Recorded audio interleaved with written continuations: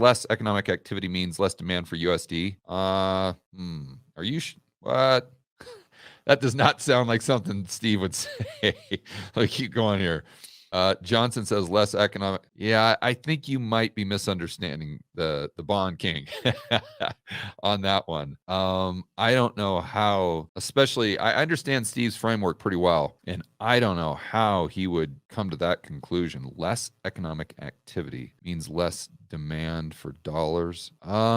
Well, let me think this through here. So less economic activity. Okay, so if there's less economic activity, yeah, I guess if you exclude the banking system, so if there's less economic activity, you're going to have less dollar cash flow, but you still got the same amount of debt, and it just goes right back to what we were just talking about. So let's just say that again, you've got a mortgage payment at the end of this month. You lose your job, but you've got Chinese yuan in your bank account, or maybe Mexican pesos. Maybe that's a better example, right? You've got a multi-currency account, and you don't have any dollars. You just lost your job that paid you dollars, but for whatever reason, you've got $100,000 in Mexican pesos. Okay, so what are you going to do when your mortgage payment comes up? Are you going to pay Wells Fargo in pesos? No, they're not going to take that. What are you going to do? You're going to sell the pesos, and you're going to buy dollars, which is going to create more demand for dollars, more supply pesos. The exchange rate,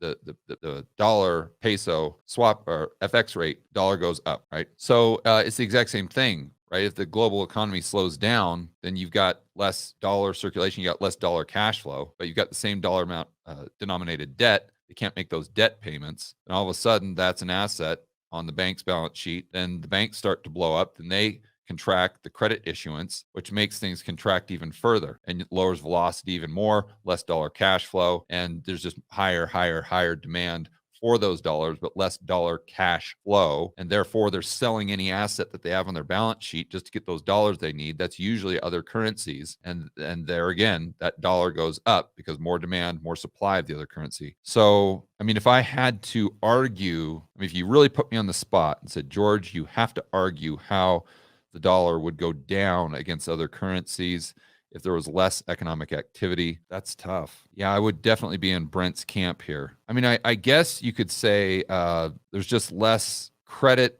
being created. No, I can't get there. I can't get well, okay, well, here's a way I could get there. If lower economic activity domestically in the United States, so let's just assume that the United States is on this island and they're going into recession, but magically Europe is booming, Japan is booming, right? Then you would have the Fed drop rates down to, let's say, 0, but then you would have the ECB and the Bank of Japan continuing to increase rates. You'd have an interest rate differential, and that could make the dollar go down on the DXY. And that's really relative to pretty much the euro basket of currencies, but it's like 57% euro. So in that environment, short term, yeah, I think the dollar would go lower. Again, that's basically what they call an interest rate differential, because the rates in the United States going lower, rates in other countries going higher. I got there. I'm pretty impressed with that one. You put me on the spot, but I was actually able to figure out a way where that may be the net result. Although you can tell there's like thousands of variables when it comes to the FX markets.